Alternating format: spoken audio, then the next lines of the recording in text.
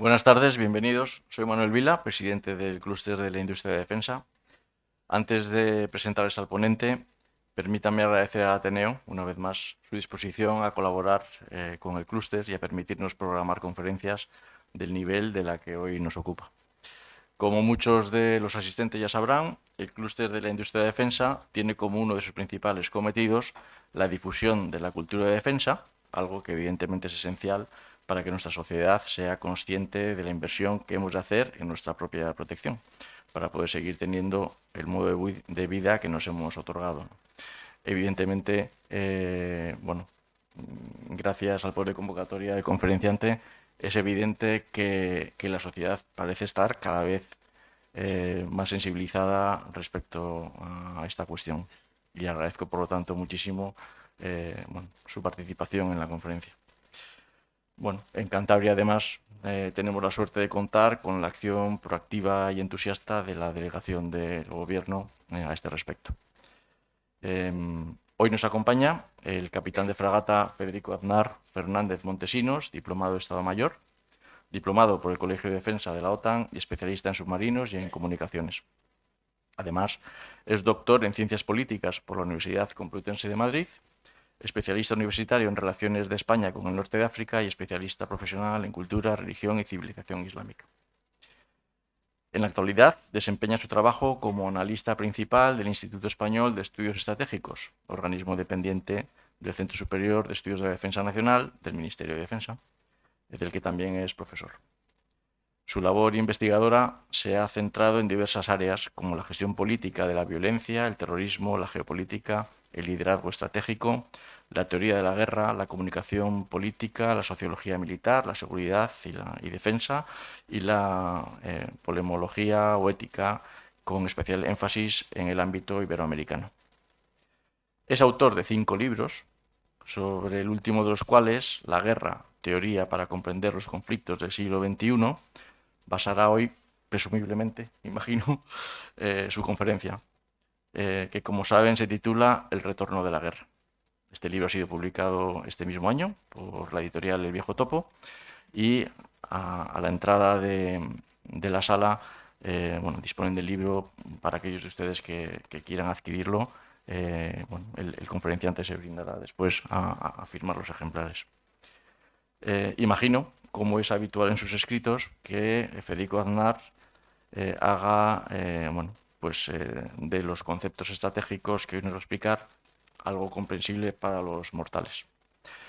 Comandante, muchas gracias por aceptar nuestra invitación. Es para nosotros un honor y un placer contar con un conferenciante tan distinguido entre nosotros. Cuando quiera.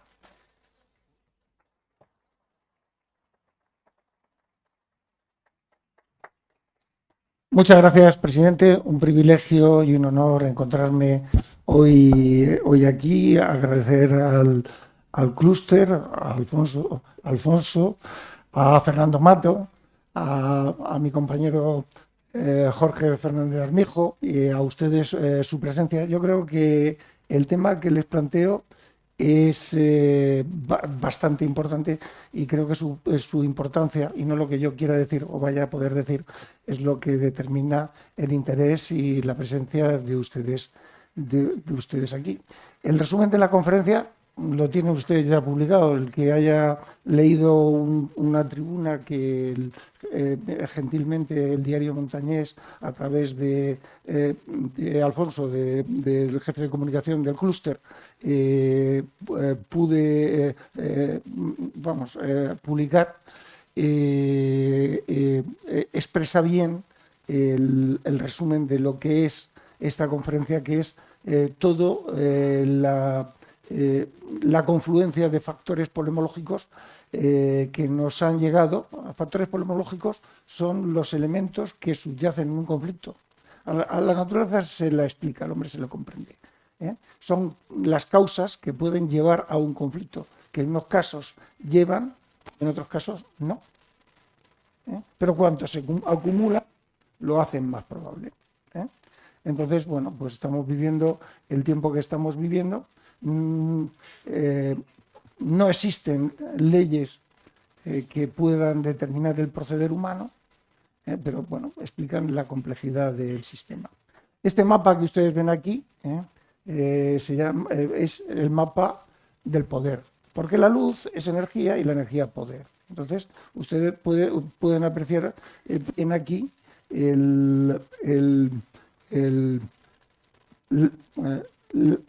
los diferentes poderes que están concurriendo hoy en el mundo. El mundo se halla muy iluminado, unas partes más que otras, y bueno, explican la complejidad en la que vivimos. Esta conferencia pues, es el resumen de 2 libros, como ha dicho el director. Uno es La base teórica, que es el libro que publiqué en el viejo topo, que es una teoría, porque la gente estudia muchas veces la realidad, lo que está sucediendo, y no por qué está sucediendo, o lo que determina lo que está sucediendo. Entonces, le falta esa base teórica, ¿no? Entonces, yo he ido a eso. Y el segundo libro, que es un libro que me lo prologa Juan Luis Cebrián, y que ya no es un libro, sino 2, se llama, porque en borrador son 778 páginas, que les voy a tratar de resumir también aquí, junto con el libro anterior. Se llama Geopolítica, claves y tendencias. Saldrá próximamente. Vivimos en un tiempo complejo, ¿no? Se llama VUCA, complejo, volátil, ambiguo e incierto. Son siglas inglesas, ¿no? En que hacen necesario comprender deprisa qué es lo que está pasando. Y entonces esto ha supuesto el resurgir de una cosa que se llamó geopolítica, que es su definición conceptual, es del siglo XIX. Napoleón decía que el futuro de un país está escrito en su geografía. Y Heráclito, que es una frase que a mí me encanta y que luego le hizo suya Margaret Thatcher, decía que el futuro de un hombre está en su carácter, ¿no? Entonces tenemos geografía y carácter de los pueblos como elementos que van a determinar el futuro de esas sociedades, ¿no?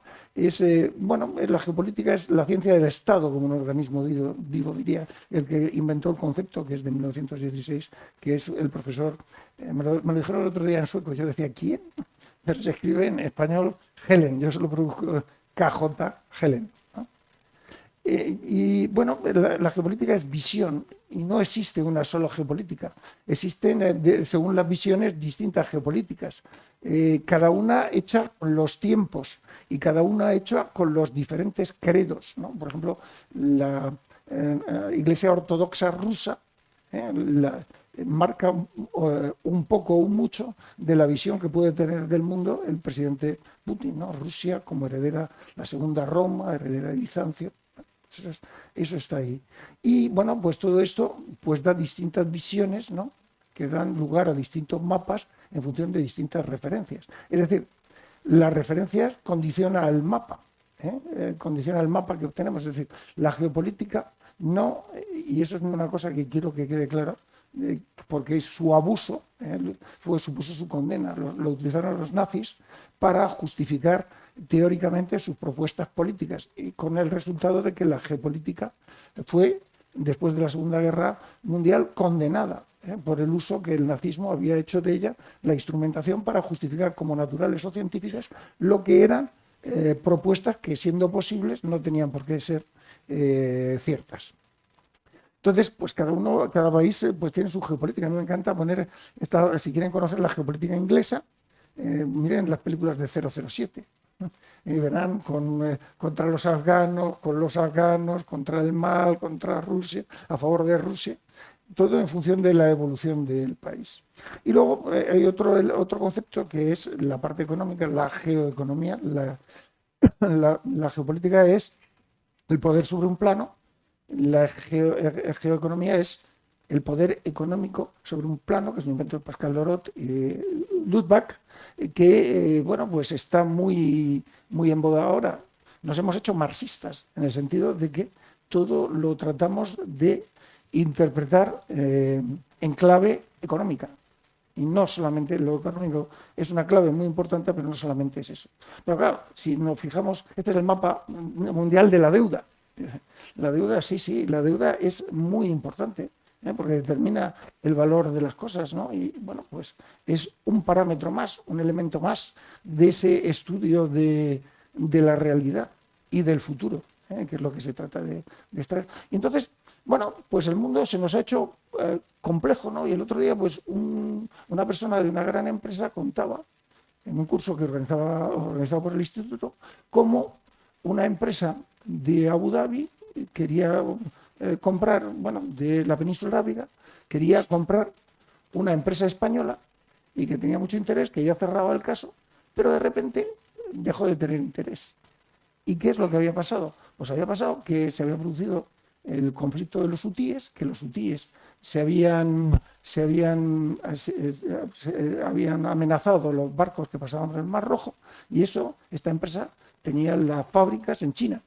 Y como tenían que mandar las fábricas, los productos, en vez de por el canal de Suez, por el Cabo de Buena Esperanza, pues eso encarecía y no permitía la compra, o sea, no hacía el rentable el proceso de compra. Entonces, hoy en día las empresas tienen sus propios gabinetes de estudios geopolíticos, porque ya no vale por conocer solo el marco local, que es tremendamente importante. Hace falta tener un marco estratégico global, y todas las empresas, grandes, las chicas, las medias, que están en el exterior, pues atienden a estas razones. En fin, y el mundo pues es complejo, ¿no? Y la globalización implica incertidumbre. Aumentan los conflictos, aumentan las relaciones. El aumento de las relaciones produce un aumento de los conflictos, porque cuando entre el Imperio Chino y el Imperio Romano no había ni relación ni conflicto. Tú tienes más relaciones, luego tienes más conflictos. Pero como hay más relaciones, los conflictos se hacen más pequeños, porque el resto de las relaciones pues tiende a decir, ¿dónde vas? No te pases, que tienes otras cosas a las que atender. Pero al mismo tiempo, como hay tantas relaciones, los conflictos locales pueden globalizarse. Aumenta el riesgo global. Bueno, esto es lo que se conoce como la falla de Barnett, el cinturón de conflictos. Y si nos fijamos bien, veremos que nuestro país se sitúa en las inmediaciones de la falla de Barnett, ¿no? Vemos como en el mundo han habido varios mediterráneos. Empezó, que ha sido una de civilizaciones, el asiático, que fue la primera, de ahí pasó al Mediterráneo europeo, de ahí pasó al americano. Los americanos se hicieron potencia global cuando conquistaron Cuba. Acuérdense de esto que les digo para cuando veamos China. Y ahora parece que está volviendo al Mediterráneo asiático. Y luego ha aparecido un Mediterráneo nuevo, que es el Ártico. ¿Por qué? Porque están desapareciendo los hielos y se está volviendo navegable. Y enlaza, como el Mediterráneo, 3 continentes. Bueno, las relaciones internacionales, yo lo que les voy a presentar hoy, no traten de comprenderlo todo. Y si se pierden, no se preocupen, porque voy a volver con un tema diferente y lo van a recuperar. Yo les voy a dar un skyline. ¿Cómo está la visión del mundo? ¿Cómo está el mundo? Para que vean ustedes qué es lo que es importante. Y una vez que determinen lo que es importante, puedan entrar en ello y estudiarlo con detenimiento, o estar atento a ello. En fin, ¿cómo han evolucionado las relaciones internacionales? Tras la Guerra Fría eran 2 arcos que chocaban, 2 mundos contrapuestos, destrucción mutua asegurada, pero por debajo corría la política. Eran contrapuestos, pero había orden. ¿Es bueno el orden? Decía Solzhenitsyn que los malvados de Shakespeare solamente mataban a 10 o 12 porque no había orden. Entonces, y el siglo XXI, un siglo ordenado, pues han habido 187 millones de muertos violentos. Bien. El multilateralismo dio una sensación de inseguridad con el 11M, con el 11S. De ahí dio el lugar al unilateralismo de Estados Unidos, y a partir de 2008 nos hemos movido en una pluripolaridad. Vemos que los balances económicos están desequilibrados. El mundo está cambiando económicamente.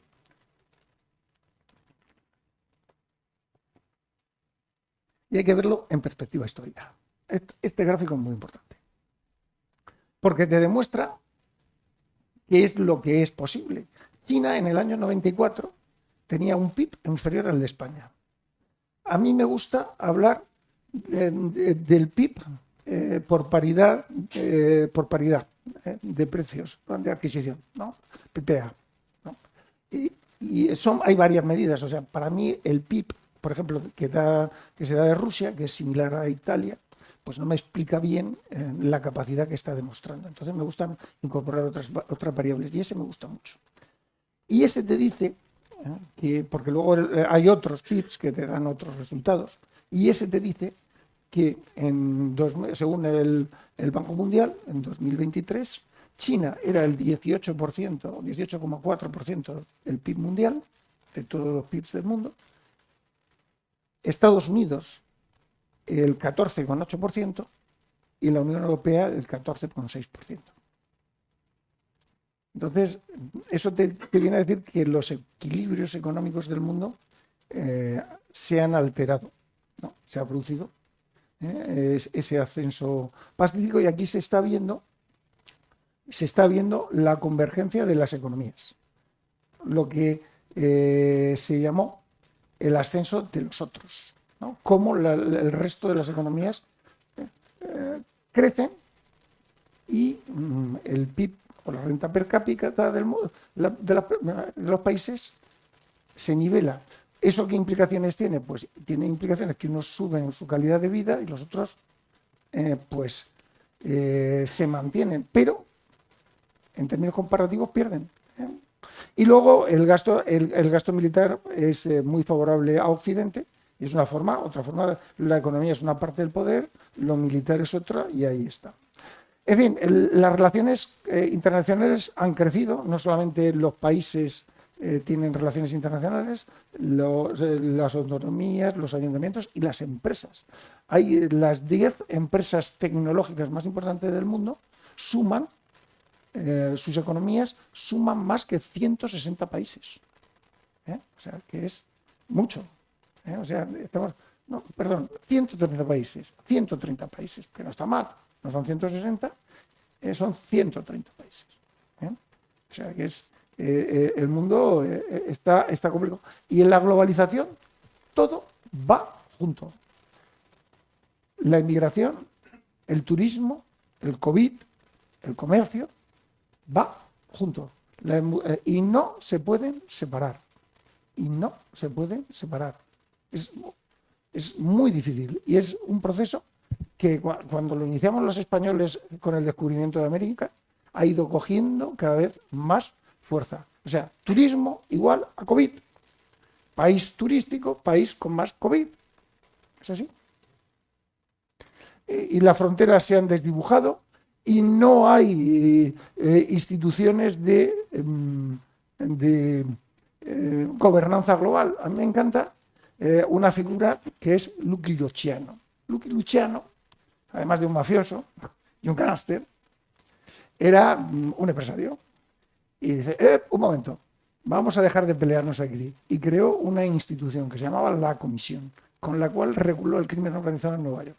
Bueno, no hay tenemos instituciones de gobernanza que son de la Segunda Guerra Mundial y que no reflejan los nuevos equilibrios de poderes, lo cual no es deseable. Entonces han ido apareciendo una serie de instituciones que suplen esas carencias formales, y se configura un nuevo orden mundial. Pero es que el derecho no va a la velocidad a la que va la globalización, y ya lo veremos cuando hablemos de tecnología. Y todo esto, pues se ha producido tras la caída del muro, el mundo de conflicto, se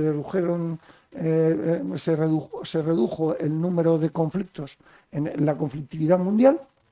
El 11S supuso un ligero pico, y se redujo el gasto militar en todas partes del mundo, excepto en Asia-Pacífico.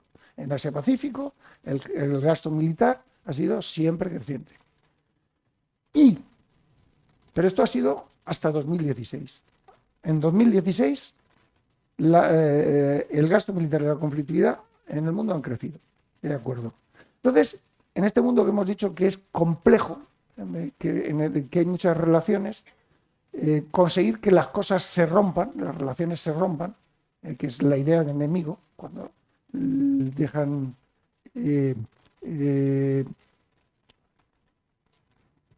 no se alinean, o sea, los intereses se alinean en amigo-enemigo. O sea, factor polemológico es, por ejemplo, la religión es un factor polemológico. ¿Por qué? Porque clasifica entre los que son y los que no son. Y la primera condición para que haya conflictos es que haya grupos. Si no hay grupos, no hay conflictos. La segunda condición para que haya conflictos es que haya una razón para el conflicto. Por ejemplo, los recursos, que es la razón clásica. Y luego hay otro elemento que es la subjetividad, que es la percepción, y la seguridad es una percepción de que el otro va a aceptar. Y entonces eso genera una desconfianza y acaba en un conflicto. Cuando hay muchos intereses, los conflictos se reducen. Y entonces, ¿cómo conseguimos reducir los conflictos? Pues se llama zona gris. Esta es la curva de los conflictos. Esta es la curva de la guerra. Y vale para el coronavirus. Esta es la que han visto ustedes. Y vale para las catástrofes. Es una curva de fuerzas en oposición. Como ven, son dos fuerzas, crecen hasta que en un momento uno impone su ley al otro y se produce la desescalada. ¿Qué es lo que es la zona gris? Son actuaciones no pacíficas, pero que no llegan a ser propiamente violentas. Y entonces, cuando en las sociedades internacionales, cuando hay muchas relaciones, los estados pues mantienen un núcleo de relaciones más o menos en sus intereses vitales o sus intereses mayores constantes, luego rivalizan en algunas y en algunos casos muy concretos pueden llegar a pugnar, ¿no? Pero lo que ha pasado en Ucrania te demuestra que la guerra se puede volver a producir. Para entender el mundo hoy tenemos que ir a sus tres elementos, que son Occidente, Rusia y China. La primera pregunta es ¿qué es Occidente? Porque Huntington decía que Latinoamérica o Iberoamérica no es Occidente porque, fíjense ustedes, incorpora elementos indígenas que fueron eficazmente eliminados en Estados Unidos, ¿no? En América del Norte. Es que aquí lo dices eso en España y te excomulgan 3 veces. Pero, bueno, esa es su opinión. También considera que Rusia es una civilización aparte, que es una civilización ortodoxa. Yo no soy de ese criterio, pero considero que una civilización es un acervo de culturas dentro de las cuales cabe perfectamente la cultura rusa. Pero lo que es uno de los debates, Putin dice que no. Putin dice que la cultura rusa es una civilización, habla de euroasiática, que mira a dos fuerzas. Pero bueno, ahí está el tema. Y bueno, la OTAN a día de hoy es el único vínculo que une a Europa y América del Norte. Es una organización militar. Pero no busquen, porque se intentó firmar un acuerdo entre la Unión Europea y América del Norte y no se pudo. Se pudo firmar con Canadá, pero con Estados Unidos no se pudo. Entonces, tenemos Occidente definido por un conjunto de una cultura, una alianza militar, con sus excepciones, porque, por ejemplo, Austria y Suiza no pertenecen, y luego, ya lo veremos, estándares tecnológicos. Eso sería lo que define Occidente, ¿no? Incluso Europa, entre el protestantismo y el catolicismo, los países del norte y el sur, los protestantes decían, Max Weber decía que eran mejores porque el protestantismo, pero la ventaja del protestantismo es que para leer las escrituras tenías que saber leer, con lo cual suponía una aculturación y por eso, bueno, tuvo su reflejo. Pero bueno, ahí tienen la diversidad. Y España, fíjense ustedes, esto es España. ¿Y por qué España está en el centro de todos los mapas que representan a Occidente? Porque es equidistante. O sea, no descubrimos América por casualidad, sino porque se daban las condiciones objetivas para ello. Porque del estrecho de Bering, el de Corea, tal, ¿se fijan ustedes? Y es equidistante por su situación natural. Y este es el paralelepípedo de la seguridad. Y además, para los acuerdos hispanoamericanos, norteamericanos, fíjense cómo la centralidad de España como plataforma para ir hacia Oriente Medio, hacia África, en el cogollito del asunto. El otro elemento de Occidente, además de la Unión Europea, es Estados Unidos. Entonces, Estados Unidos, lo que pasa, tenía en su independencia el testamento político de Washington, decía que tenía que alejarse de Europa, que era un régimen nuevo y que tenía que alejarse de Europa. Y frente a Europa, pues había una sensación de amor-odio que llevó a la intervención por primera vez en la Primera Guerra Mundial. Y luego había otra postura, intimista, la intimista de mirar hacia adentro, y luego la de potencia global. Fíjense ustedes lo que pasó en la Primera Guerra Mundial. El lema de America First, que se le asigna a Trump, es un lema del presidente Harding de 1920, de la elección del presidente Harding. Es decir, lo que se presenta no es un paradigma nuevo, sino un paradigma antiguo, o que se reitera, ¿no? O hacer la América grande de nuevo, que era el lema del presidente Reagan. Entonces, estos dilemas son dilemas. O sea, Estados Unidos intervino en la Primera Guerra Mundial, fundó la Sociedad de Naciones y se retiró de la Sociedad de Naciones. Y luego intervino en la Segunda Guerra Mundial. ¿Por qué? Porque son sus dinámicas internas. Esta es la visión del mundo. Tengo que intentar que sean 50 minutos porque su capacidad de atención no la puedo doblegar a base de tantos datos. Y entonces ya si tienen en las preguntas, no duden en tirar con bala, que estaremos dispuestos aquí. Pero bueno, esta es la visión del mundo, del giro hacia Asia-Pacífico. El tema de Israel. Israel se sienten muchas veces en Estados Unidos como, algunos analistas lo dicen, como un problema interno, ¿no? O sea, el apoyo que dan a estas comunidades, ¿no? Aquí se plantea el tema de los pactos de Abraham, que es la guerra de Gaza, pues ha alterado 2 guerras, Ucrania-Gaza, te viene a significar que se están produciendo cambios. La guerra es la alteración abrupta del orden político establecido. Es un quiebre del orden político. Entonces, cuando tú ves muchas guerras, algo se está moviendo. Entonces, abrupta y sangrienta. Bueno, y aquí Rusia, el tema de Rusia, Estados Unidos, es un tema que no... Rusia es heredera de la URSS, no se puede... Y el pasado está escrito en el futuro. Fíjense ustedes quién andaba ya entonces por allí. Entonces, bueno, el tema de Ucrania, hay que entenderla, hay que entender la guerra de Ucrania, hay que entenderla. La guerra de Ucrania son 2 guerras realmente, o 2 conflictos. Uno, un conflicto o guerra propiamente híbrida con remedios de la Primera Guerra Mundial, que es el que se está produciendo posmoderna, en su versión posmoderna, que es el que se está produciendo en territorio ucraniano, y luego un conflicto económico con Occidente. Rusia planteó la guerra aprovechándose, uno, de la crisis de las hipotecas subprime que no se había resuelto todavía. 2, de la crisis del COVID, que todavía está vigente. 3, del desajuste entre la oferta y la demanda producida por el post-COVID. Mientras tanto, pues había conseguido acumular recursos y tal. Y luego 4, como un conflicto energético, como una amenaza, un chantaje energético. Entonces, hay que entender en ese concepto, ¿no? Esto, interpreten mis palabras como analista, ¿no? Eso es, yo como analista, ese es mi parecer. Y bueno, pues ahí está. Entonces, ellos hicieron eso, se les impuso aranceles. Europa se tuvo que buscar la energía por otra parte y ellos tuvieron que reconfigurar todo su sistema económico. A día de hoy, en 2024, el PIB ruso está creciendo. Entonces, las sanciones no funcionan, ¿no? Rusia se ha convertido en una fábrica, en una gran fábrica de municiones. Y el problema vendrá después, cuando acabe la guerra, porque esto tiene un costo social muy importante y bueno, pues después de la guerra pues tendrá estos beneficios que, como sería... Ustedes conocen la anécdota del barón Munchausen, que contaba que era capaz de salir de la ciénaga tirándose del pelo.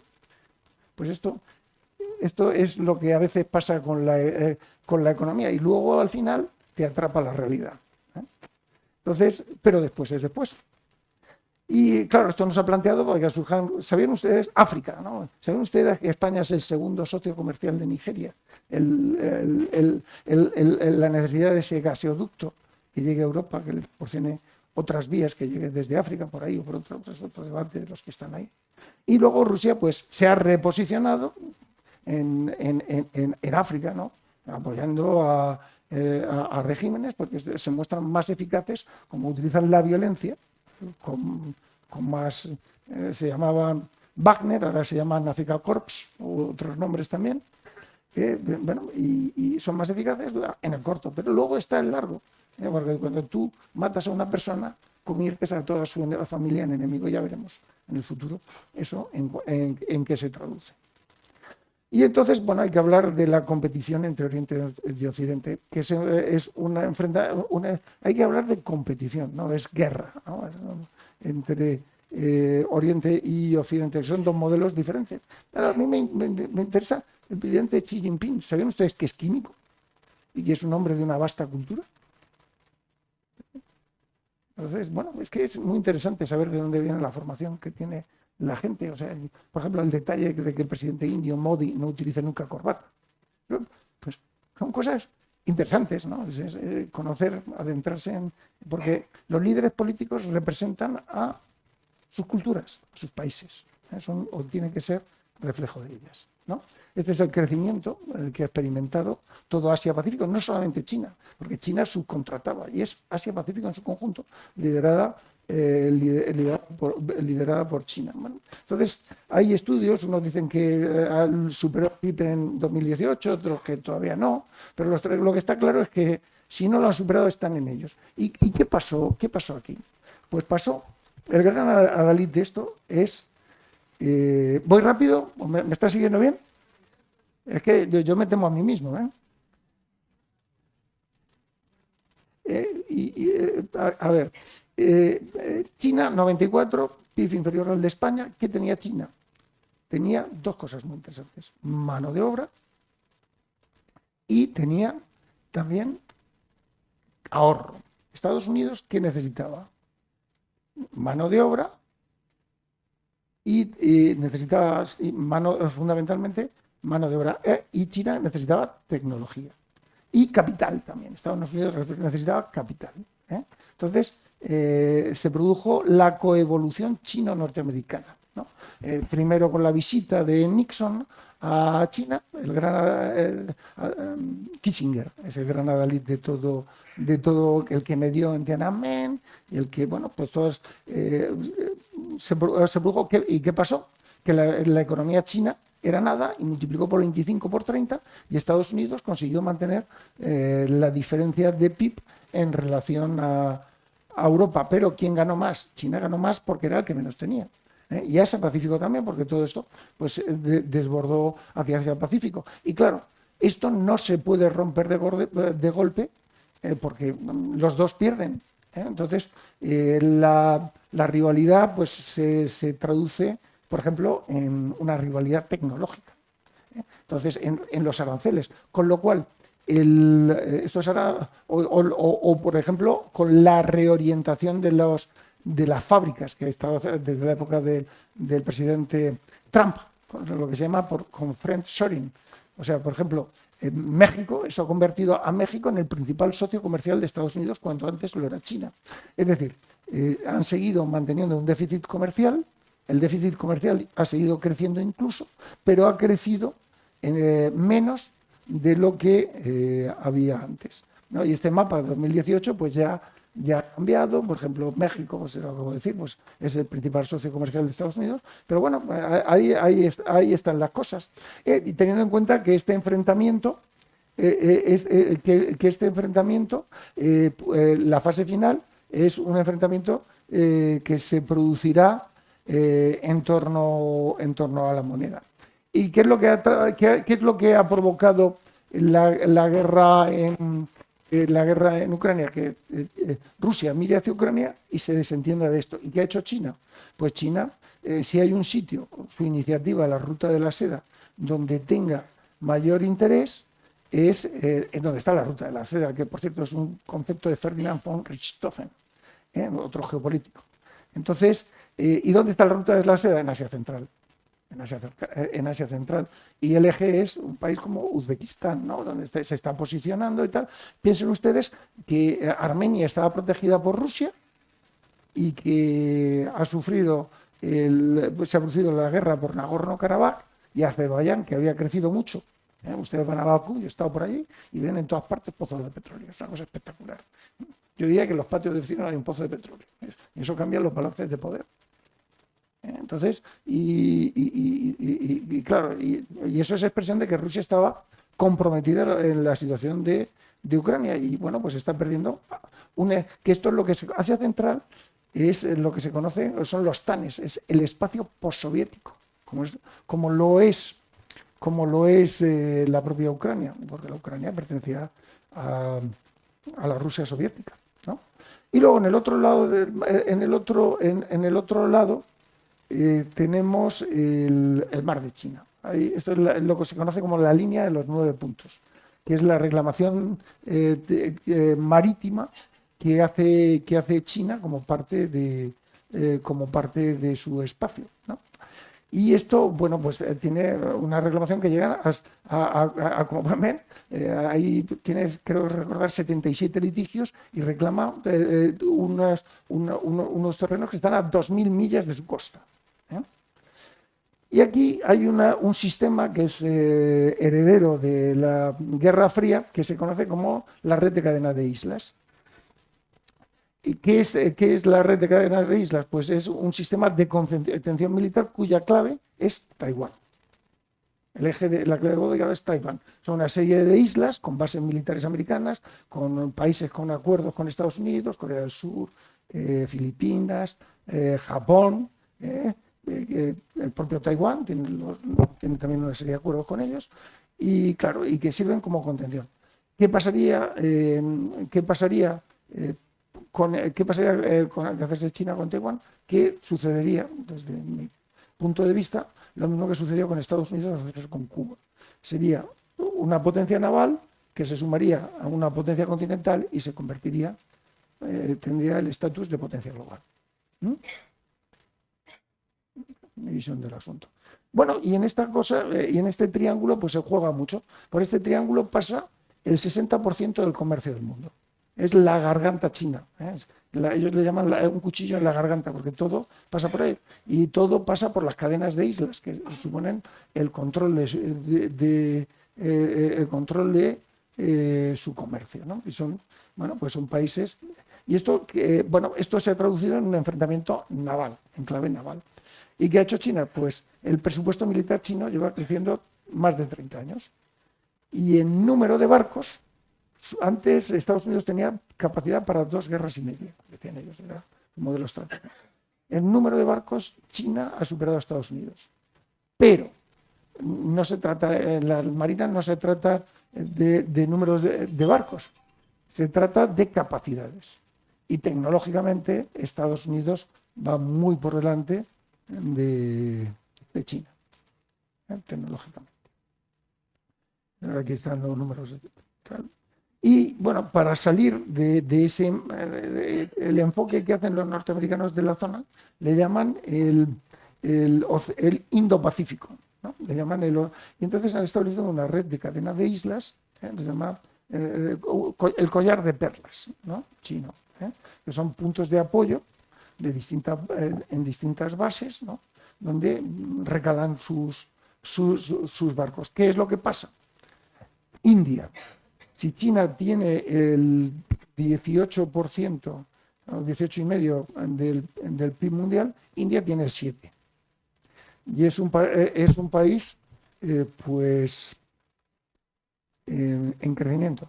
Y es un país que tiene una rivalidad con China, pero que no la traslada por su propia cultura. Piensen en Gandhi. De hecho, bueno, tuvieron hace un par de años 40 muertos en los Altos porque tienen los indios, como son los ingleses, se habían quedado con los inicios de los ríos, ¿cómo se llama? El nacimiento de los ríos. Piensen en China, tiene el 17% de la población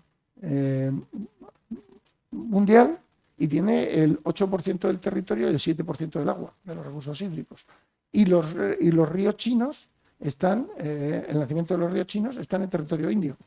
Entonces, mantienen una rivalidad. Por ello, además, ambos aspiran a ser potencias rivales, pero están ahí y se entienden en otras cosas. Hay un comercio interesante entre ellos, o sea que no es una rivalidad, pero bueno, ahí están los temas. Y luego entramos en otros factores, por ejemplo, el calentamiento global. El calentamiento global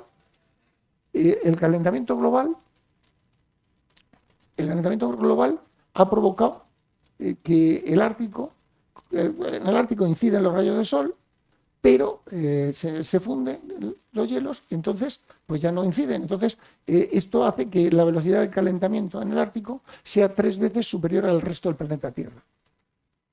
Entonces se está produciendo el deshielo y el Ártico se prevé que en 2035 sea navegable. Hay varias rutas y una de ellas, la más desarrollada, la más navegable de todas, es la ruta que pasa por Rusia.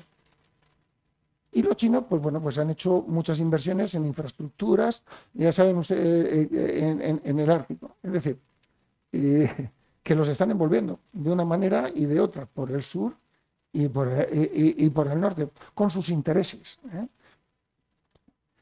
¿Y cómo la relación China-Rusia? Pues es una relación cartelizada, ¿no? En 2022 la Alianza Sin Límites lanzaron, pero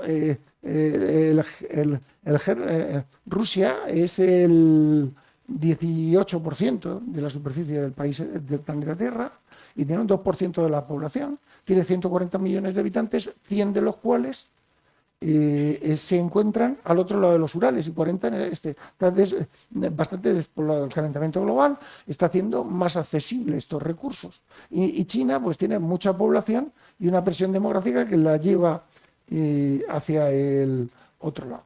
Y luego tenemos otro actor que ha surgido, que es, ¿le suena el nombre el sur global?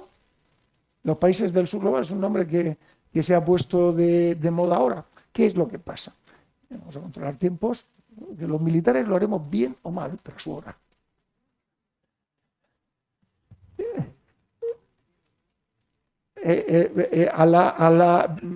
Bueno, ¿qué es el sur global?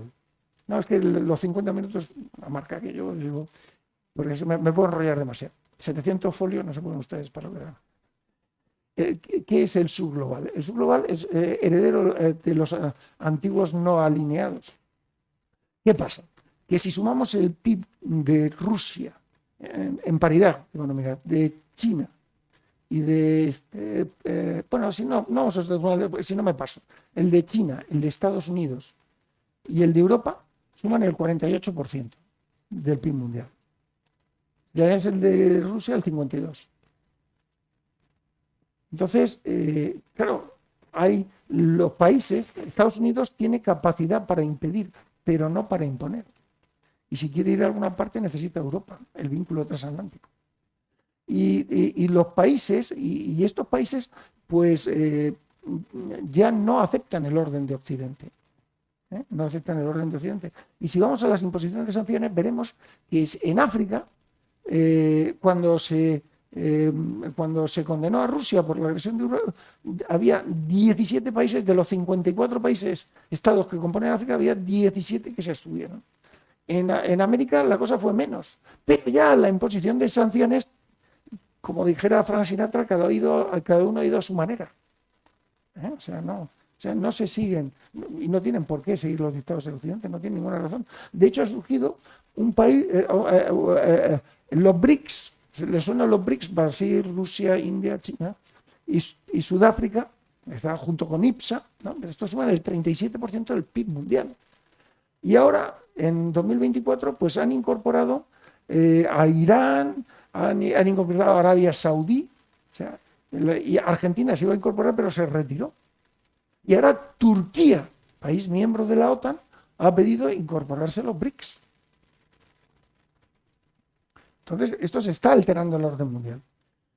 Y aquí,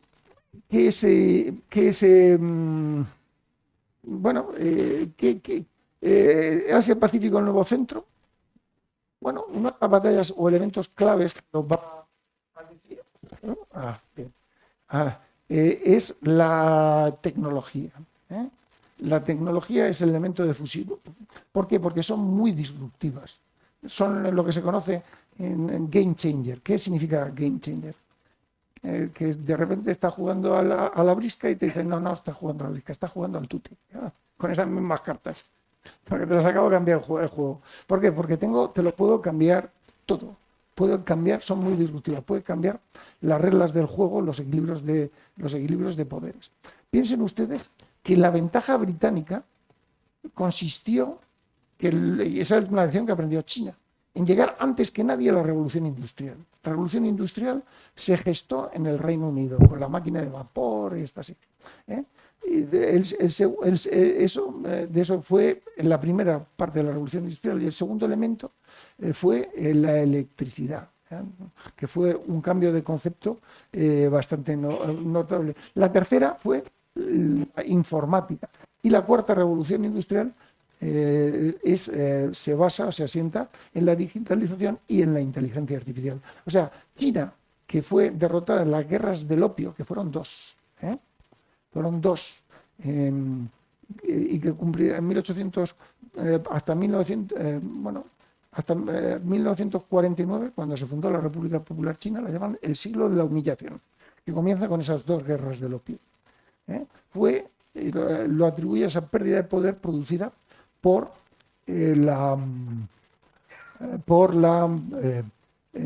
incorporarse tarde a la revolución industrial. Y ahora, bueno, pues estamos en una fase que vamos de digitalización a networkización e inteligentización, y ya se está hablando de una quinta revolución industrial. Yo creo que es prematuro. Y entonces se han inventado elementos clave como son la inteligencia artificial, cuando vivimos en una sociedad de la información. La gestión de la información, la gestión del dato, se convierte en un elemento absolutamente fundamental, clave, para entender, gestionar la información. El data mining y la inteligencia artificial pues se plantean como claves, ¿no? Y vivimos un tipo de darwinismo tecnológico, que el que tiene la tecnología peor ha perdido el dinero, porque la tecnología mejor da mejores resultados. Entonces, absorbes, no hay lugar para el número 2. O tienes que ser el número 1 o no eres nadie. ¿Por qué?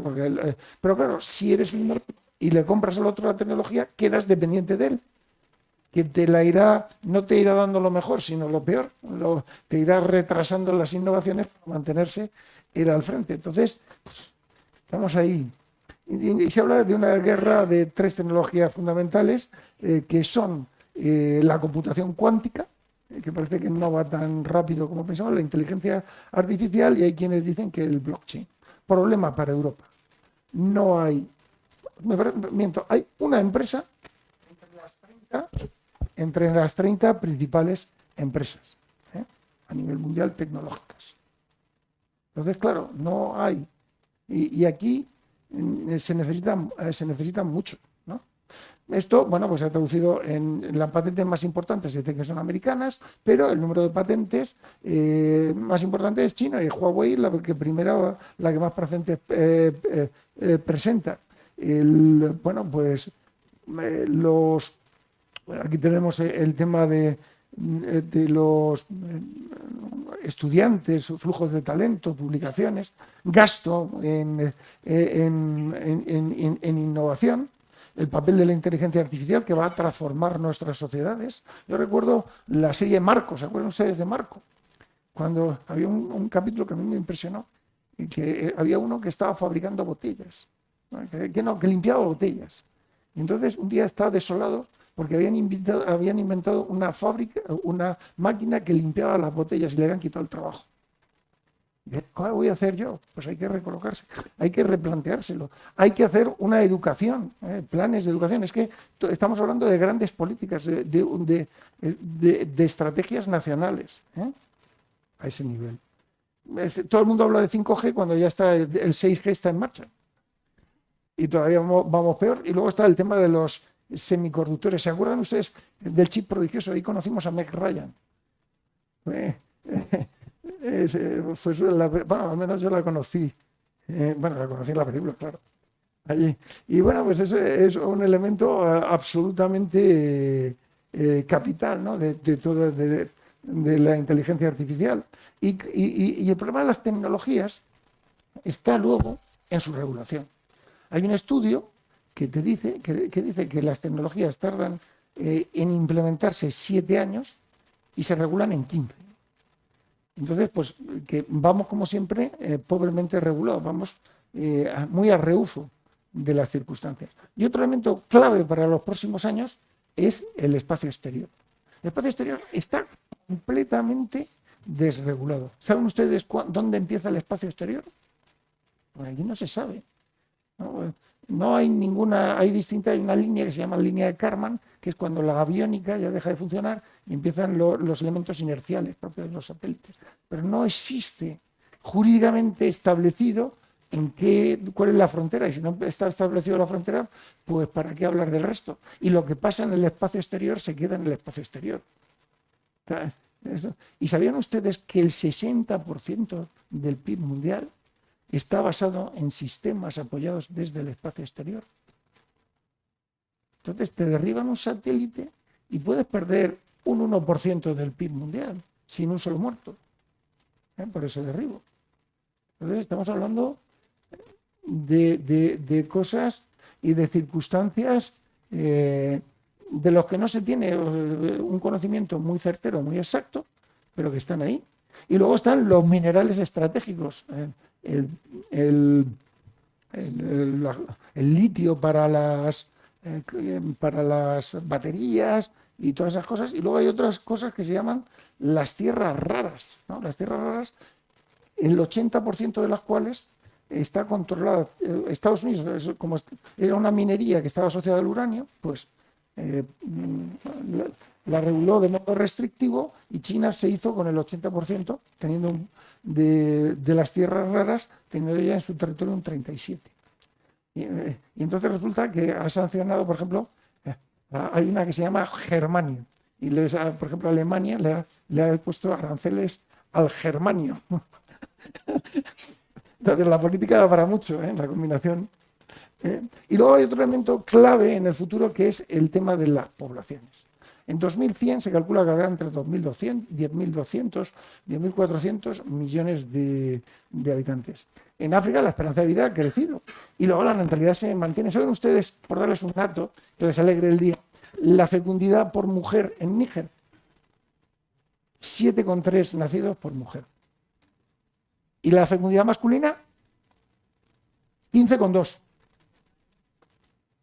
Yo no sé cómo se gestiona eso. Bueno, este es el mapa de la densidad poblacional. Bueno, esto se va a traducir en el medio plazo en megaciudades, muchas de ellas en África. Y fíjense ustedes, hay un estudio, o sea, todo esto son estudios. Yo represento esto como, yo tengo un experto, bueno, luego hay otro, ¿no? Pero hay un convenio, uno que te habla de que China, o varios, bastante consenso, pasará de 1.500 millones de habitantes a 780 en 2100. Eso, mientras que India llegará a 1.800 millones y luego bajará a 1.400, más o menos lo que tiene ahora. Y España, ceteris paribus, sin contar inmigraciones y tal, pues que nos quedaremos en 30 millones. Entonces, Europa pasará de 478 millones a 441 millones. O sea, perderá el tamaño, la población del tamaño de un estado medio. Y luego, bueno, pues la globalización, este cuadro me encanta, que es la forma en que procedimos los españoles en América. Estos son dos ñustas, que son dos princesas incas, casándose con dos descendientes de San Francisco Javier, los familiares. Entonces, bueno, pues te muestran claramente que vamos a la convergencia, ¿no? La inmigración, pues es lo que está pasando, pero no en Europa, en Estados Unidos, en todas partes. ¿Por qué? Porque va con la globalización, está asociado. Y luego, bueno, fenómenos como el terrorismo, pues, de raíces religiosas. ¿Sabían ustedes que el epicentro del terrorismo mundial ahora mismo está en el Sahel, que es muy próximo a Europa, ¿no? Lo que consideramos la frontera del entorno de seguridad europeo, ¿no? Y bueno, es un terrorismo de sesgo religioso, el terrorismo nacionalista pues no ha decaído. Y luego una cosa de la que nos estamos olvidando muchas veces, que es el tema de las armas nucleares. Las armas nucleares, existe un tratado de no proliferación de armas nucleares y que, bueno, este tratado pues ha restringido, autoriza el uso de la energía nuclear a civil, a quienes lo firmen, se le facilita. Luego tiene sus carencias, pero el problema de fondo es que la energía nuclear, la energía nuclear la tecnología nuclear se está difundiendo. Se está difundiendo por muchas partes. Y bueno, luego está el caso del Ever Given, que ha salido, que en 3 días, todo está tan imbricado, produjo 3 días de taponamiento, produjo 54.000 millones de dólares, ¿no? Como consecuencia de todos los retrasos que se produjeron, que los puntos de convergencia de recalada, que llamamos los marinos, son muchos. Entonces, y no solamente marítimos, sino también terrestres.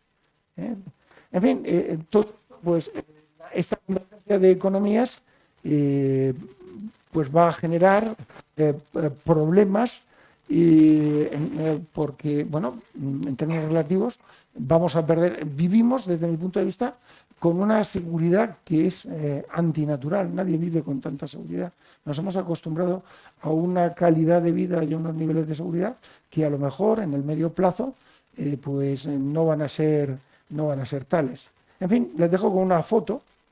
Yo visité Berlín, estuve picando piedra, pasé al otro lado cuando era todavía, y en fin, que te demuestra que al final el final puede ser bueno, si se gestionan las cosas bien, por darles un toque de esperanza, pero que esa confluencia de factores problemológicos pues es la que es y no la podemos cambiar. Y como militar que soy, creo que he cumplido. Muchas gracias.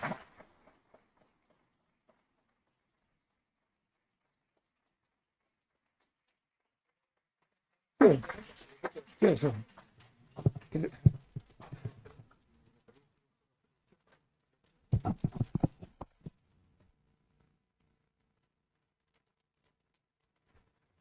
Muchas gracias, comandante.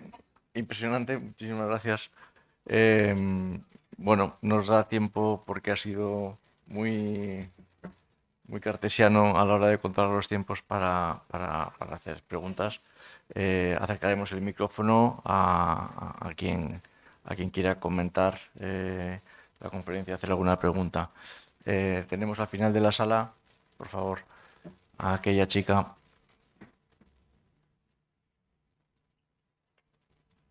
A mí me gustaría llamar también a los discrepantes, que tiene que haber unos cuantos porque he dicho muchas cosas, y esos son los que más me interesan, para debatir un poquito. Bueno, sí, gracias, enhorabuena por las muchísimas cosas que ha dicho, no lo he entendido todo, pero me gustaría precisamente por eso que ampliase un poquito el comentario sobre los desplazamientos poblacionales o empleando la palabra conflictiva ya que se ha convertido en migración, porque me he enterado hoy que parece ser que es la primera preocupación de los españoles.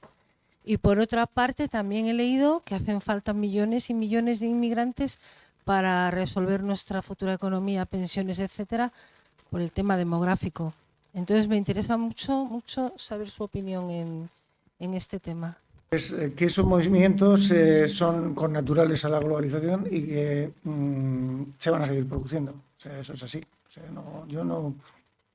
esa es mi apuesta, mi visión como analista. Es decir, no es todo lo que he dicho aquí es mi visión personal del asunto que suscribo y firmo.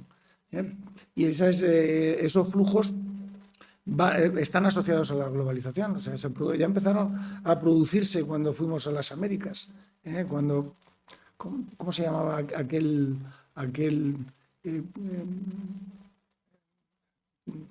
Don Garcilaso de la Vega, no el descendiente del indio, el Inca Garcilaso de la Vega. O sea, que eso para mí es el paradigma de la gran aportación que hicimos nosotros los españoles a las Américas, que fue el mestizaje. Y eso se va a seguir produciendo. Es que cuando estableces relaciones, ¿qué puedes esperar? Tú, si en el Sahel no hay trabajo, pues la gente se sube a los países más desarrollados. La solución, pues desarrollarlo todo. Pero tampoco hay que exagerarlo. Estaba estudiando el otro día, leyendo sobre esto, y vi un estudio que decía que los países que más emigrantes emitía era Europa, en el mundo. Que el 24% de la emigración era europea. Y que el 75% de la emigración africana pues se iba a países en el que los conflictos, en el que había paz, estaban más en paz, no había tantos conflictos como en ese otro. De ese 25%, un 14% se iba a Europa, otro porcentaje a Estados Unidos y otro porcentaje a Asia. O sea, que la cosa...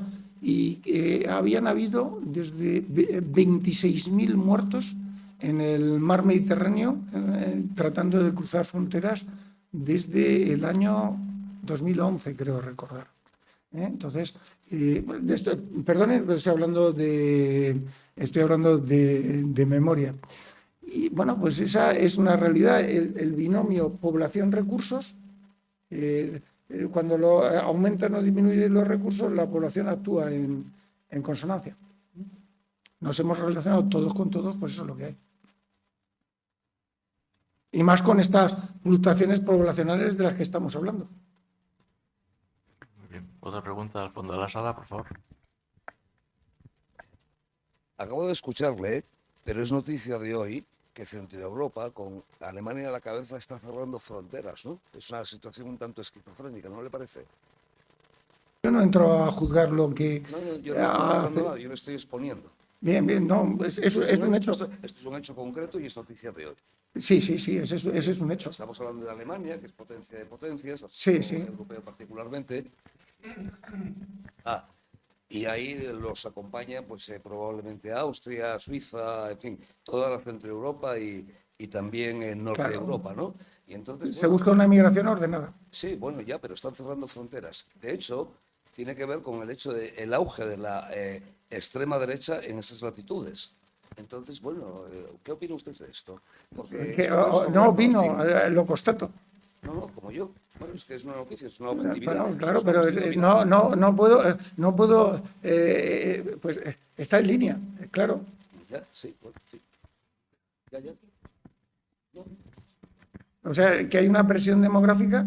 Fíjese usted, si se va, por darle teoría, por hablarle de mi libro, Butul consideraba que la demografía como una de las causas de la guerra, como una de los elementos, y Jorge Bestringe, en otro de los libros que tiene, habla de que la invasión napoleónica de Rusia se produjo como consecuencia del excedente demográfico francés, y que planteaba la guerra, Butul, como una forma de emigración armada. Y como ejemplo de eso, pues tiene usted también las migraciones vikingas, que como consecuencia del enfriamiento de los países que se produjo en esa época, pues emitieron. Pero eso es así, tan cierto como que desde Alemania se cierra fronteras. ¿Es esa la forma? No lo sé. No me atrevería a pronunciarme. Además es un tema político y yo no debo entrar en temas políticos. No va a encontrar usted un pronunciamiento político mío ni casualidad. Otra pregunta, por favor. Buenas tardes. Todo lo que de alguna manera ha expuesto usted, que son estudios o hechos que han ido sucediendo, yo de alguna manera en los años 80 y 90 me leí los libros de Alvin Toffler, que en el fondo fue un gran visionario de todo lo que iba a suceder con el mundo. Especialmente era la época que todavía las grandes empresas eran empresas de, pues eso, de automóviles, de cosas sólidas, de barcos o de lo que sea. Y él, lo que se hablaba es que el futuro, el verdadero valor de las empresas iba a ser inmaterial, el conocimiento.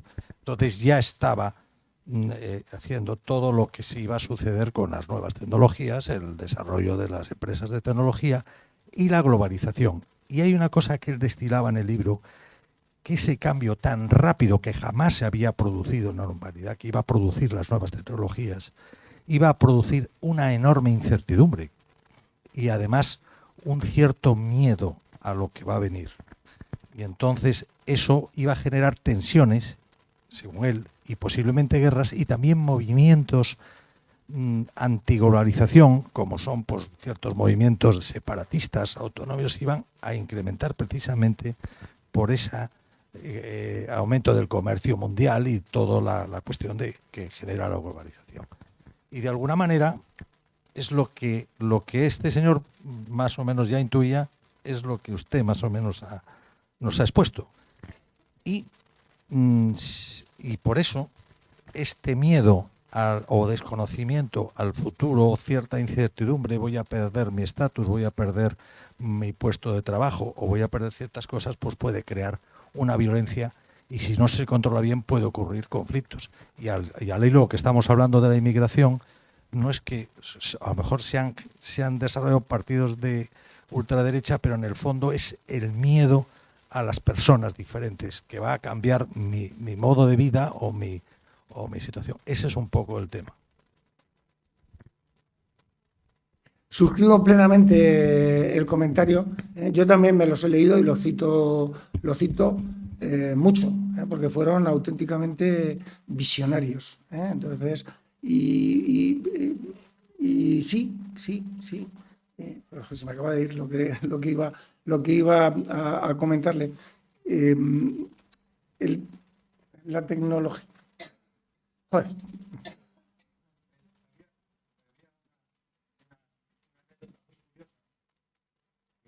Era asesor de Riga. Entonces te estaba explicando. Entonces, ¿y cómo vamos a poder absorber todo ese paro que se va a producir con toda esa mecanización? Entonces el hombre le decía que lo que se iba a hacer era mucha economía de servicio. Claro. Y entonces Riga le contesta, o sea que nos vamos a cortar el pelo los unos a los otros. Es más o menos lo que ha ocurrido.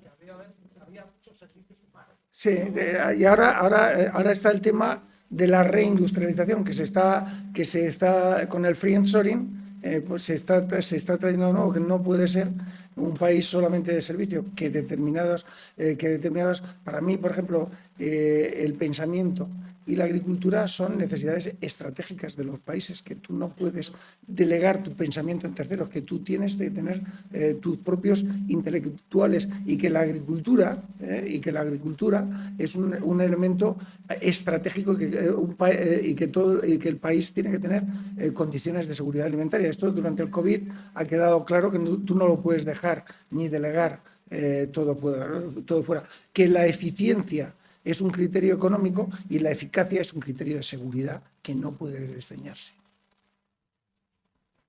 Tenemos aquí otra pregunta.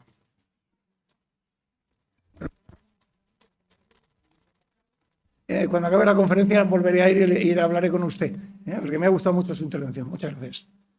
Hola, buenas tardes.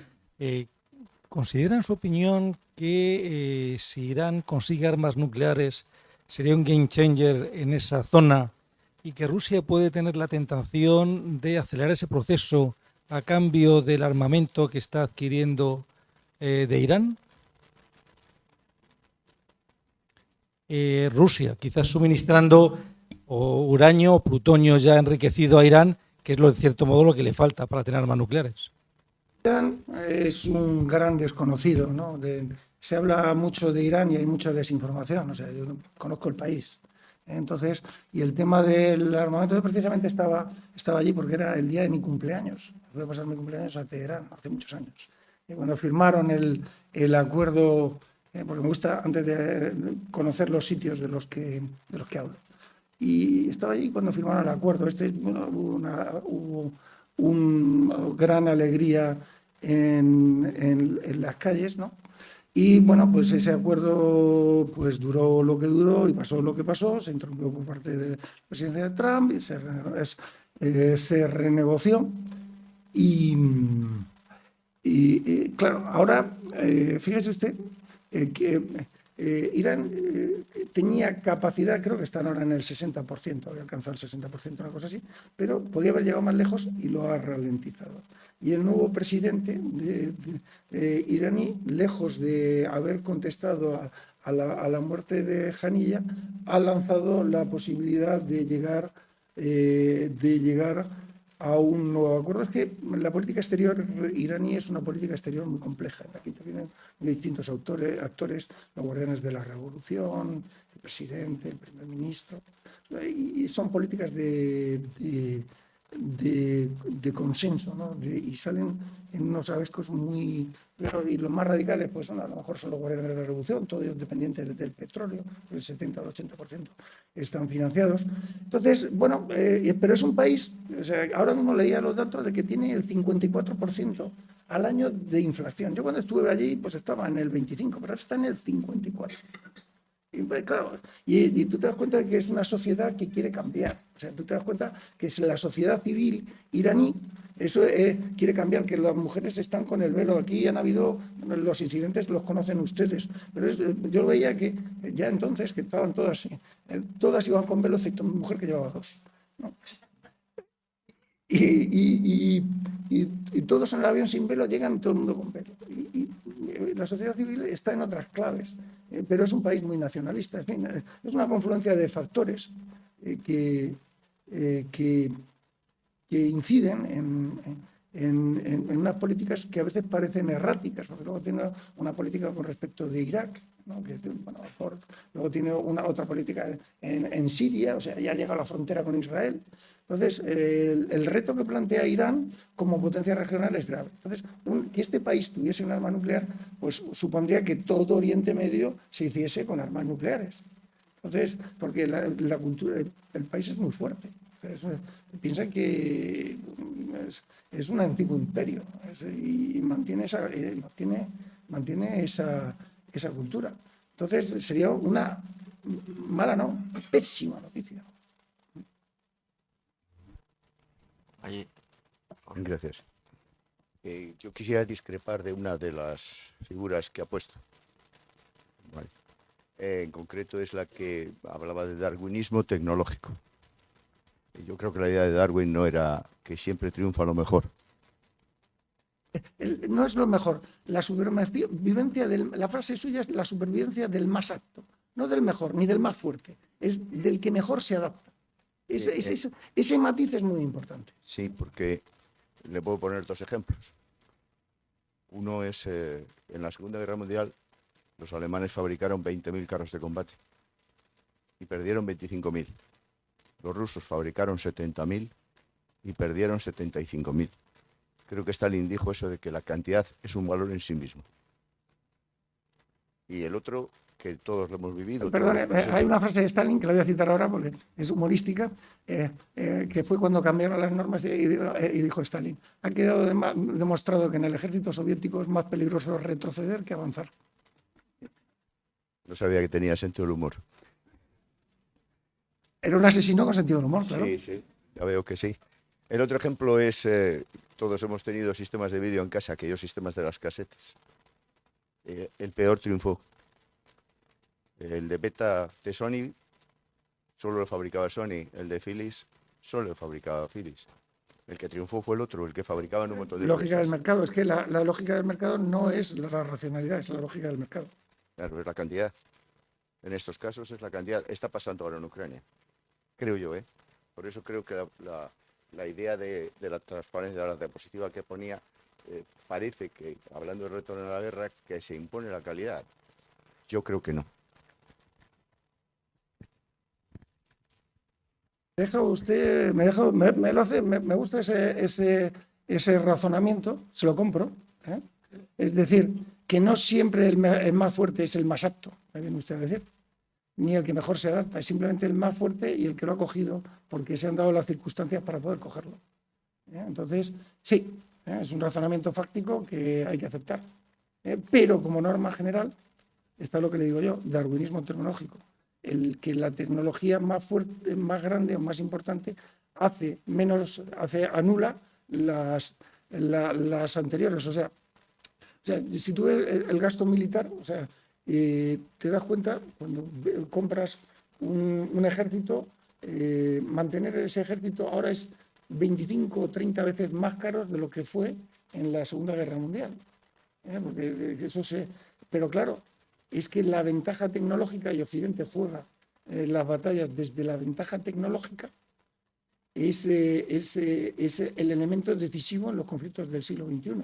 No obstante, han habido veces, y los talibanes pueden ser un ejemplo en ese sentido, de que no solo hay que tener una ventaja tecnológica, sino también voluntad y otras cosas para poder alzarse con la victoria definitiva. Gracias. Sí, buenas tardes. Muchas gracias, profesor y comandante, por la disertación, que ha sido sobre un tema complejísimo, muy interesante. Y sin pretender meterle en camisa a 11 varas, siendo un analista que está haciendo esfuerzos ímprobos por intentar, lógicamente, no caer en posicionamientos, sí le quería preguntar por lo más candente, que es la ventaja tecnológica abrumadora que nos ha sorprendido a todos Israel con las últimas actuaciones que ha hecho en estos 2 últimos días, y no sabemos si en los siguientes, ¿no? Con una acción que todavía se desconoce desde el punto de vista tecnológico, o al menos los profanos lo desconocemos, y yo me atrevería a decir que muchos especialistas no se atreven tampoco a afirmar técnicamente qué ha pasado. Se habla de una carga explosiva, se habla de litio que explota, se habla de muchas consideraciones, pero ha provocado algo que es esencial en la guerra, en la estrategia, que es el caos. El miedo, la paranoia y el qué pasará y si la televisión explotará, ¿no? Entonces mi pregunta como profesor y como analista es si usted considera, si tiene si puede avanzar, que supongo que es muy complejo, alguna definición de lo que ha pasado tecnológicamente, y si considera que esto ha sido un salto cualitativo en la guerra moderna. No puedo avanzar, no tengo más datos de los que tiene, no lo he estudiado y desde luego que lo voy a estudiar. Lo que sí sé es que las tecnologías que conocemos no son todas las que hay. Que Internet se gestó durante la Guerra Fría y se conoció después de ella. Es decir, es lo que se conoce como la sorpresa estratégica en términos militares. Por ejemplo, el tema de los gases en la Primera Guerra Mundial, las almas milagrosas de las que hablaba Hitler, el proyecto Manhattan, que era la bomba atómica que se descubrió cuando se utilizó. Entonces, que no sabemos esas tecnologías secretas, que seguro que existen, pero como son secretas, no se conocen.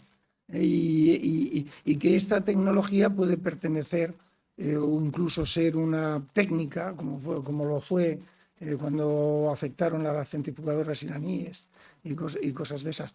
Pero esa puede ser un invento nuevo o una técnica nueva, no solo una metodología nueva, no lo sé. No me atrevo a pronunciarme, pero sí hablar de la sorpresa estratégica, que muchas veces no sabemos porque a veces, por ejemplo, los americanos queriendo decir que ojo con lo que haces, descubrieron que estaban monitorizando desde el espacio pues a sus propios satélites desde otros satélites. Es decir, pero lo descubrieron para decir, ojo, si se te ocurre acercarme a hacerme alguna pirolada, que sepas que te voy a estar viendo. Entonces, pero en otros casos pues no se descubre. Gracias. Allá al fondo, por favor. Muchas gracias, Federico, por sus análisis. Y quiero decirle que me siento abrumado porque me parece que todavía los humanos, en frase de una persona inteligente, seguimos siendo monos asesinos y estamos en una jerarquía tan potente de dominarnos unos a otros. Permítame, es que lo que ha dicho es así, que hayamos progresado, que seamos más tecnológicos, que seamos más ricos, que seamos más educados, no nos hace más buenos. La belleza y el progreso no se encuentran necesariamente asociados. Entonces a mí me resulta muy duro que estamos hablando de números muy fríos de países. Tal vez no son países, sino las personas que gobiernan o que son gobernados por otros más arriba de distintos países, que nos hacen estar como en una película de indios, que ganen los míos y los vaqueros. Y bueno, es tan potente lo que está sucediendo a nivel mundial que el volver al reino de los cielos que nos enseñó Jesús no es los drones para bombardear y quemar a los humanos. Entonces me pregunto, recientemente he leído un libro que lo recomiendo, extraordinario, que se llama Claves Genéticas, tiene ya 10 años, y él dice que... ¿Puedes repetir el nombre? Las claves genéticas, Richard Rath.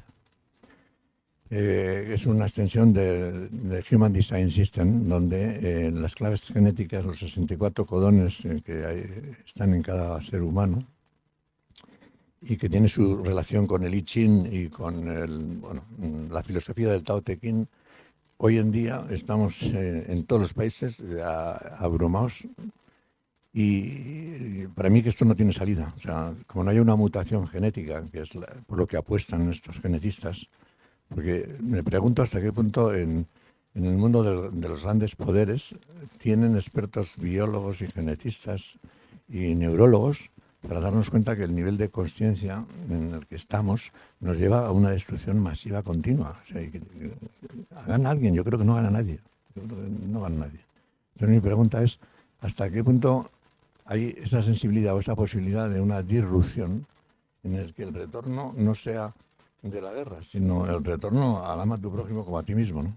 Gracias.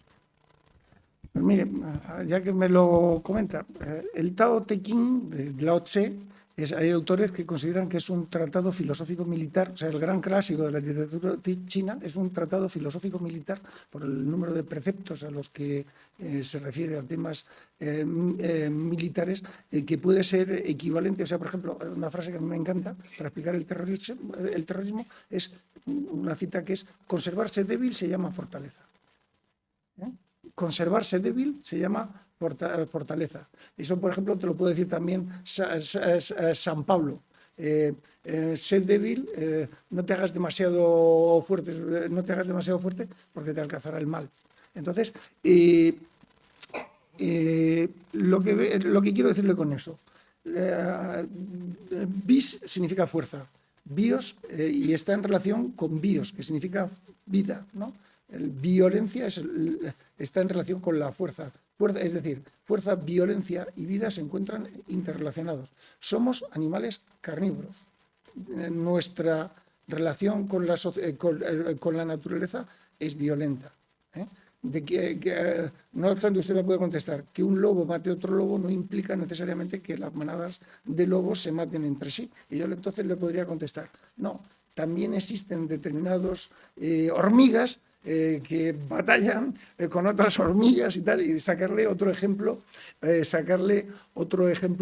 de la naturaleza. Aquí hemos vivido un tiempo en que la palabra guerra estaba prohibida, ¿no? Es una idea de Michel Foucault. Si tú prohíbes una idea, la quitas de tu mapa mental, desaparece de la realidad, pero eso tiene bueno, y entonces el derecho de la guerra ya no se llama derecho de la guerra, sino derecho internacional humanitario, ¿no? Y la guerra no está prohibida, está prohibida y a la misma vez regulada en derecho, porque sabes que se va, porque si la prohíbes, porque la regulas en derecho, y entonces porque pertenece a la realidad. Y hay un libro de Adams, de David Adams, que me dio Fernando Sabater, que le hicieron una recensión, que se lo recomiendo, sobre el particular, que se llama Cultura de Paz. Él defiende la tesis, y consiguió una resolución de la ONU en ese sentido, de que la violencia es un producto cultural y que se podría erradicar a través de la educación. El problema es que nosotros podemos hablar de paz en vez de hacerlo de guerra, que es lo que hemos estado haciendo. Pero al hablar solamente de paz, estás implícitamente hablando de guerra, porque son términos que se conjugan simultáneamente. O sea que no existe guerra sin paz, la paz sola no existe. Entonces es como una especie de fantasma del príncipe Hamlet, que aparece, que está el fantasma del padre de Hamlet, que aparece solamente 3 veces en la obra y está en todo el discurso. Ese es el argumento. Rousseau también está en esa línea, son idealistas. Ese es el argumento que no hemos conseguido romper hasta ahora. Bueno, vamos a por la última pregunta. Aquí. Profesor, volviendo al título de la conferencia, tocando madera antes, si las guerras que tenemos en torno, muy serias, los conflictos en torno, llegaran a implicar a España, ¿nos puede explicar un poco cuáles son las fortalezas geopolíticas en este momento de España? Por su posición geográfica, por su industria, por su ejército, lo que podemos contar para nosotros y para nuestros aliados, ¿no? El eje Balear, Estrecho Canarias, lo que poseemos. Pues la centralidad es buena y mala al mismo tiempo. Es buena porque todos cuentan contigo, y es mala porque te ves implicado en todo. No obstante, cuando el mundo no estaba globalizado, conseguimos salvarnos de la Primera y la Segunda Guerra Mundial.